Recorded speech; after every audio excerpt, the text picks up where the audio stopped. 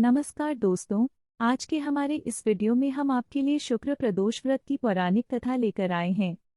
दोस्तों, वीडियो को आगे सुनने से पहले एक छोटा सा निवेदन, यदि आप भी भोलेनाथ से प्रेम करते हैं तो इस कथा को लाइक और शेयर अवश्य करें। अगर आप हमारे चैनल पर नए हैं तो कृपया सब्सक्राइब करना न भूलें। एक समय किसी नगर में 3 मित्र रहते थे। उनमें से एक राजकुमार था, एक ब्राह्मण का पुत्र था तथा तीसरा धनिक का पुत्र था।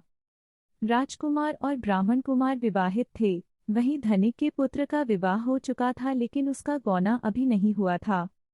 एक दिन तीनों मित्र स्त्रियों पर चर्चा कर रहे थे।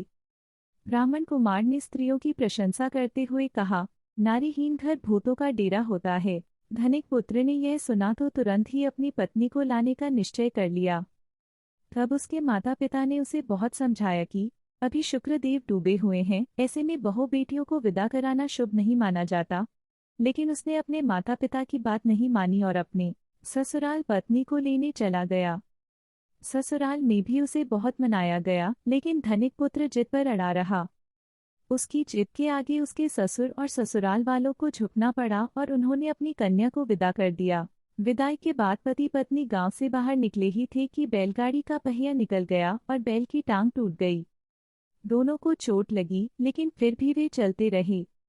थोड़ा आगे जाने पर उन्हें डाकू मिल गए, जिन्होंने उनका धन लूट लिया।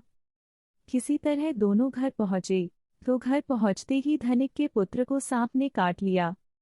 उसके पिता ने वैद्य को बुलाया। वैद्य ने कहा, 3 दिनों में सांप के काटे जहर का असर होगा और यह मर जाएगा।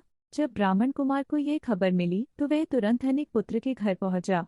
उसने माता पिता को समझाया कि शुक्र प्रदोष का व्रत कीजिए और इसे इसकी पत्नी सहित वापस ससुराल भेज दीजिए।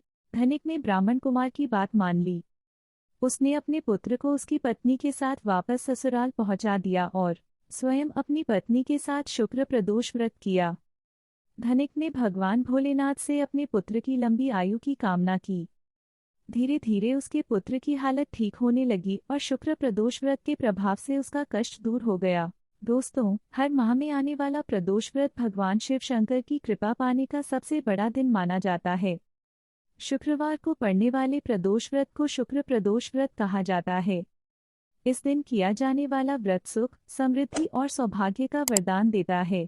धार्मिक ग्रंथों के अनुसार प्रदोष व्रत करने से भगवान शिव शंकर की पूर्ण कृपा प्राप्त होती है। इसलिए कहते हैं, जय भोलेनाथ, जय माता पार्वती।